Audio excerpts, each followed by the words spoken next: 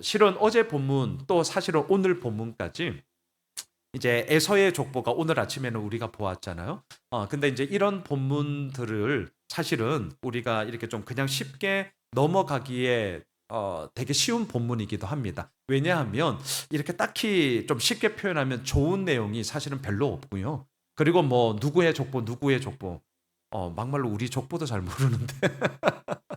아니, 수천 년 전에 이거 뭐 너의 족보 뭐 뚫어져라 봐봤자 정확한 기록도 남아있지도 않고 사실 그렇거든요. 그래서 이런 시간들을 통해서 그래도 이런 본문을 통해 하나님께서 우리에게 말 걸어 오시는데 이 부분을 좀 더 묵상하면서 좀 나누면 좋겠다 이런 마음으로 오늘 세 가지만 딱 나눌게요. 첫 번째 야곱의 12아들, 두 번째 이삭의 죽음, 세 번째 어제 오늘 우리가 아침에 영상을 통해서 함께 나누었지만 에서의 족보를 통해서 우리가 받아야 될 하나님의 말 걸어오심을 좀 함께 보고자 합니다. 자, 첫 번째 야곱의 12아들인데요. 이제 정리를 한번 해봐요. 레아를 통해서는 6명의 아들이 태어났고요. 물론 딸 디나도 레아의 소생입니다. 그러니까 레아는 6남 1녀 총 7명을 낳았습니다. 그리고 이삭 죄송해요. 야곱의 또 다른 아들 아내 라헬 빌라 그다음에 실바 두 명, 두 명, 두 명이에요. 그래서 총 12아들이 이제 야곱의 12아들이 그렇게 낳게 되는 거죠. 그런데 이제 본문에 보시면 아주 큰 슬픔의 사건이 일어납니다. 자막을 보세요.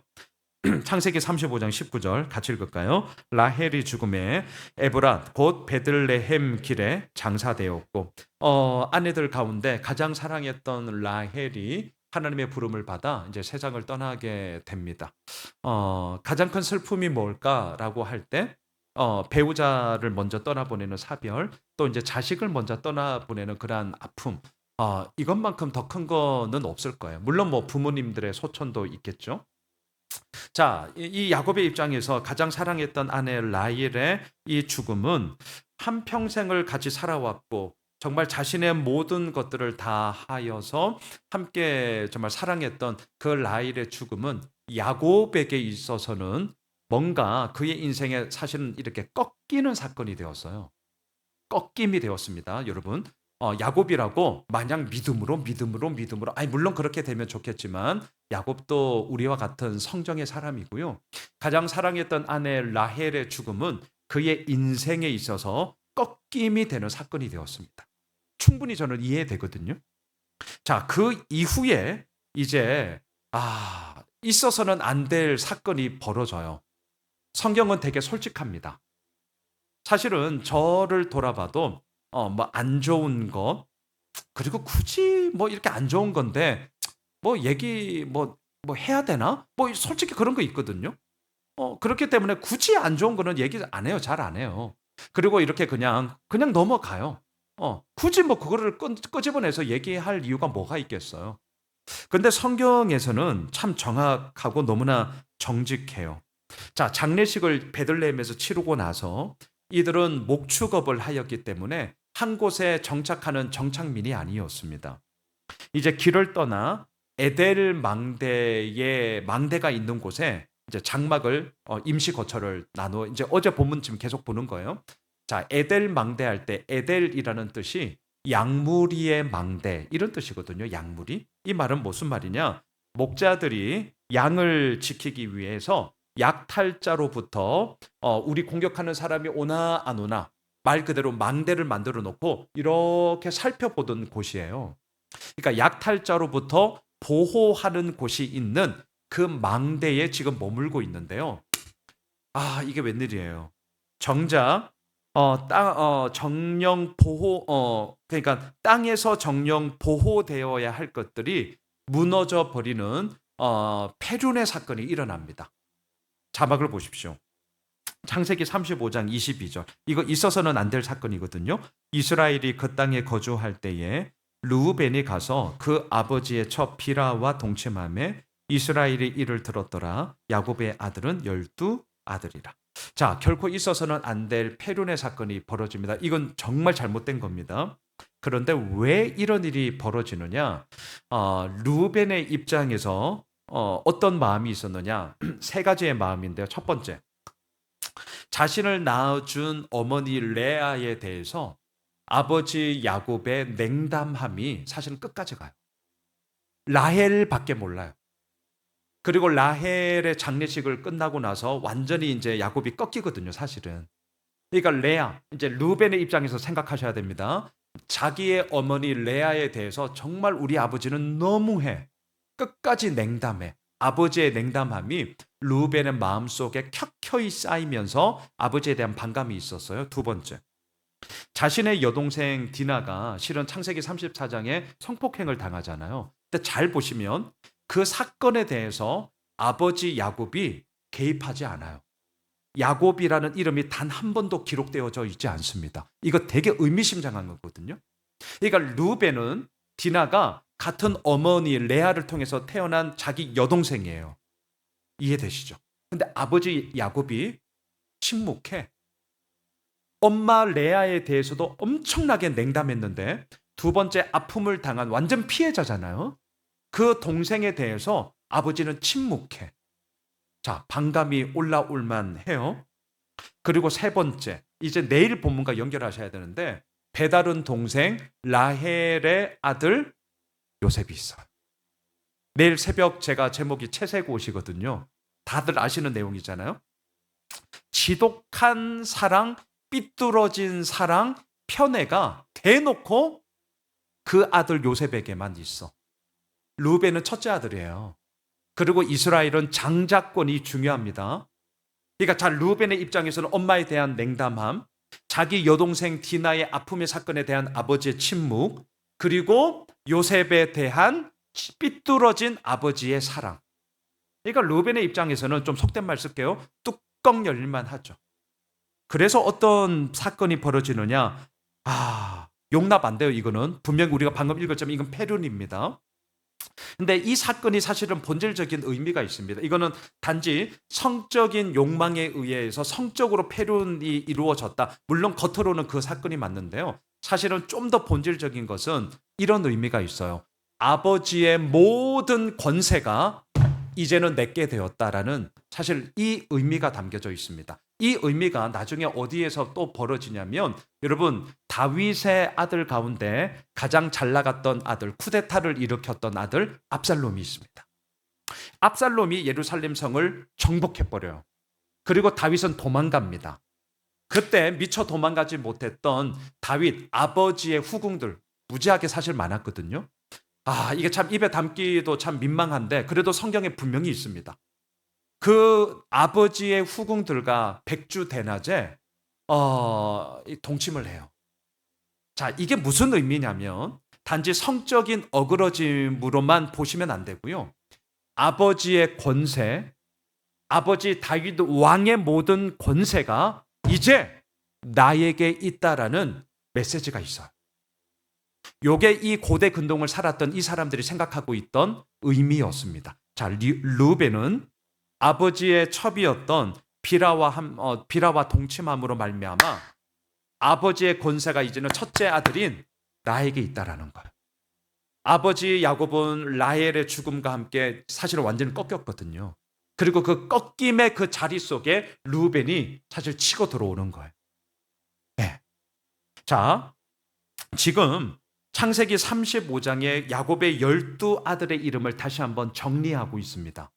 그러면 이건 이제 무슨 의미냐? 실은 루벤에 있어서는 안 될 패륜의 사건을 35장에서 기록하면서 그 이후에 12아들의 이름을 기록하고 있는 것은 자, 첫 번째 이런 메시지예요. 너희들의 이름의 그 의미가 무엇인지를 너희들의 이름이 명하는 것에 따라 하나님의 사람으로 온전히 살아가고 있냐? 너의 이름에 걸맞게 살아가고 있니? 라는 사실은 하나님의 질문이에요. 하나님의 질문. 왜? 루벤을 위시해서 이 12아들의 삶 속에 어그러지고 흩어지고 부서지는 이야기가 지금 이 집안 속에 이루어지고 있기 때문입니다. 그래서 오늘 첫 번째, 왜 야곱의 12아들의 이름을 다시 한번 35장에서 정리하면서 기록하고 있느냐? 너희들의 이름에 걸맞게 똑바로 살아야 한다라는 하나님의 메시지가 그리고 우리들에게도 우리의 이름에 걸맞게 온전히 살아야 한다는 하나님의 도전의 메시지가 우리 가운데 주어지고 있기 때문입니다. 자, 두 번째, 이삭의 죽음을 한번 볼게요. 자막을 한번 보십시오. 실은 이삭은 맏아들 에서에게 축복을 하면서, 자, 27장 2절인데요. 같이 읽겠습니다. 이삭이 이르되 내가 이제 늙어 어느 날 죽을는지 알지 못하니. 자, 27장에서 자기가 이제 언제 죽을지를 모르겠다 이런 마음이 들어서 이제 에서에게 축복을 하려고 할 때 아시잖아요. 야곱이 이제 아버지를 속이고 형을 속여서 그 축복을 가로챘다. 근데 이때 대략 이삭의 나이를 계산하면 대략입니다. about 한 137세 정도 돼요. 137세. 그런데 자, 이제 오늘 본문 35장 28절을 띄워주시죠. 띄워주세요. 28절요. 네, 같이 읽겠습니다. 이삭의 나이가 180세라. 자, 보세요. 제가 왜 창세기 27장을 띄웠느냐? 언제 죽을는지 모르는 두려움이 들어서 아들 에서에게 축복을 하려고 해서 이때가 창세기 27장. 그의 나이가 대략 한 137세 정도예요. 근데 사실 이삭이 언제 죽었느냐? 180세에 죽었어요. 그러니까 한 47년을 더 살았어요. 죽을 것 같아 이랬는데 대략 한 50년을 더 살았단 말이에요. 자, 50년을 더 살았어요. 그런데 그 50여 년의 세월 속에 이삭이 뭘 했는가? 기록이 안 나와요. 그리고 야곱 이야기로 막 나갔단 말이에요. 우리가 지금 다 본 거 제가 지금 정리하는 겁니다. 성경에 나오지 않아요. 그러다가 이삭의 마지막 이야기를 띄워주십시오. 35장 29절에서 이렇게 정리하고 이삭도 정리해요. 같이 읽겠습니다. 나이가 많고 늙어 기운이 닿음에 죽어 자기 열조에게로 돌아가니 그의 아들 에서와 야곱이 그를 장사하였더라. 자, 이 이삭을 정리를 하면서 한 단어를 한마디를 합니다. 자기 열조에게로 돌아갔다. 열조라는 말은요, 공로와 업적이 있는 조상, 이런 뜻입니다. 자, 이삭에게 공로와 업적이 있는 조상은 누구예요? 아버지 아브라함이죠. 그 아버지 아브라함에게로 돌아갔다. 이렇게 하면서 이삭에 대해서 정리를 합니다. 자, 그러면 아들 야곱의 입장에서 계산해 볼게요. 아버지 이삭이 야곱을 언제 에서와 야곱 쌍둥이를 언제 낳았냐? 갑자기 생각이 안 났어요. 60살에 낳았어요. 60살에. 그러면 180세에, 자, 이제 산수합니다. 산수. 자, 180세에 아버지 이삭이 돌아가셨어요. 그러면 이때의 야곱의 나이는 120세예요. 장례식을 치르고 있는 야곱의 나이 120세. 자, 그런데 사실은 내일 본문에서 제가 좀 말씀을 드리겠지만 야곱이 가장 사랑했던 아들 요셉이 내일 본문에 보시면 17살에 형제들의 시기 질투로 인해서 팔려갑니다. 요때 야곱의 나이가 몇 살이냐? 108살이에요. 요 자세한 계산은 내일 새벽에 오시든지 아니면 내일 새벽 영상을 보시든지 둘 중에 하나를 하세요. 제가 자세히 다 남겨놨습니다. 여기서 막 계산하면 여러분들 헷갈릴까봐. 자, 그러면 잘 보세요. 108세에 가장 사랑했던 아들 요셉을 잃어버렸어요. 야곱의 입장에서 108세에. 그리고 120세에 자기 아버지 이삭이 소천하셨어요. 자, 연거푸 지금 야곱의 삶 속에 계속 꺾이는 사건이 막 연거푸 이어지고 있단 말입니다. 물론 텀은 있죠. 자, 오늘 두 번째. 이삭의 죽음을 통해서 지금 우리들에게 말씀하시고자 하는 내용이 뭐냐? 자기 열조에게로 돌아갔다. 자, 요거 오늘 두 번째 포인트예요. 다시요. 이삭의 죽음을 통해서 지금 우리들에게 말하고자 하는 것이 뭐냐? 꺾이는 사건의 연거푸 속에 자기 열조에게로 돌아갔던 이 이삭처럼 야곱, 그리고 더 나아가 우리들 역시 꺾이는 삶의 아픔이 있다 할지라도 나의 열조에게로 돌아가는 그 믿음의 걸음은 멈추면 안 된다. 자, 세 번째. 에서의 족보를 보겠습니다. 이거는 제가 어제 오늘 영상에서도 나누었지만 다시 한번 정리하고 마치겠습니다. 자막을 보십시오. 36장 6절 함께 읽겠습니다. 에서가 자기 아내들과 자기 자녀들과 자기 집의 모든 사람과 자기의 가축과 자기의 모든 짐승과 자기가 가나안 땅에서 모은 모든 재물을 이끌고 그의 동생 야곱을 떠나 다른 곳으로 갔으니, 왜 다른 곳으로 갔느냐? 자기로 꽉 차 있는 인생이었기 때문이다. 분명하게 성경은 우리에게 말하고 있습니다. 다시 한번 말씀드립니다만 반복되는 단어는 절대로 그냥 넘어가시면 진짜 안 돼요. 동그라미를 이렇게 큐티책에 막 쳐셔야 돼요. 왜 다른 곳으로 갔냐? 여기서 말하는 다른 곳은 세일산이었잖아요. 자, 그 다른 곳에 간 자기로 꽉 차 있는 인생에서 그의 이 삶의 모든 모습에는요, 두 가지의 특징이 있어요.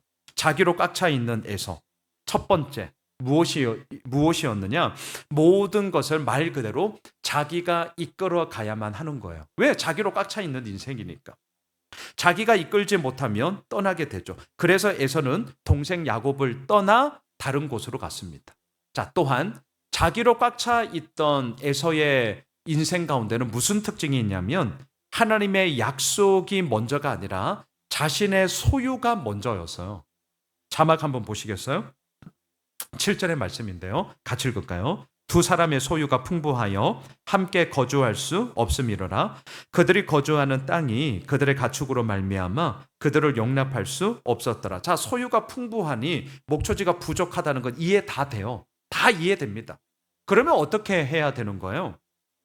동생과 상의를 하든지, 물론 또 하나님 앞에 엎드려서 이 문제를, 너무나 큰 축복을 주신 나머지 이걸 어떻게 해야 되는지 모르겠습니다라고 하나님께 기도해야죠. 또 동생과 상의해야죠. 그런 거 아니겠습니까? 그런데 에서는 어떻게 했냐? 8절을 띄워주실까요? 8절 같이 읽겠습니다. 이에 에서 곧 에돔이 세일산에 거주하니라. 세일산은요, 하나님의 약속이 있는 땅, 가나안 땅이 아닙니다. 세일산은 나무와 또한 돌이 많은, 그리고 이제 이곳을 기점으로 에돔에서 곧 에돔, 불다라는 뜻이에요. 그리고 에서의 후손이 에돔 민족을 이루잖아요. 그리고 더 나아가 모압, 에돔, 암몬, 요 세 나라가 끝까지 이스라엘을 괴롭히는 가시와 올무가 되는 나라들 아니겠습니까? 여하튼 다른 곳을 떠났어요. 왜? 하나님의 약속이 있는 땅보다는 자신의 소유가 훨씬 더 소중했기 때문이거든요. 왜 그러냐고요? 6절 자기 6번이나 자기라는 단어를 반복함으로 말미암아 에서가 추구했던 정신, 에서가 살아가고자 했던 삶의 모든 향방이 자기로만 꽉 차 있는 인생이었음을 우리들에게 지금 고발하고 있는 것이죠. 말씀을 정리하겠습니다. 어제 큐티 본문에서 오늘 세 가지를 다시 한번 정리했습니다. 첫째, 야곱의 12아들. 왜 야곱의 12아들이 정리되느냐? 페륜과 같은 혼돈과 무질서로 너의 이름의 의미를 무너뜨리면 안 된다라는 거예요. 너의 이름의 온전한 의미들을 야곱의 12아들로서, 이스라엘의 12아들로서 너희들의 온전함을 다시금 추스려야 한다는 도전이었습니다. 두 번째, 이삭의 죽음이에요. 자기 열조에게로 돌아가는, 꺾이고 꺾여도 그 열조에게로 돌아가는 믿음의 걸음들을 쉬지 말라라는 겁니다. 마지막 세 번째, 에서의 족보. 자기로 꽉 차 있는 무익한 인생이 아니라 하나님으로 충만한 복된 인생이 되어야 함을 오늘도 우리들에게 선포하고 있습니다. 바라기는 이러한 믿음의 여정을 우리는 계속해서 5월 한 달도 창세기를 통해 나아가게 될 것입니다. 내일부터는 37장, 이제 에서까지 다 정리했어요. 야곱의 아들 요셉의 이야기로 내일 본문에서부터 다시금 시작되어집니다. 바라기는 자기로 꽉 차 있는 무익한 인생이 아니라 우리 역시 하나님으로 충만한 복된 인생이 되어짐으로 그 가운데 믿음의 걸음들을, 믿음의 열조에게로 나아가는 믿음의 걸음을 쉬지 않는 우리 모두가 되길 주님의 이름으로 축복합니다.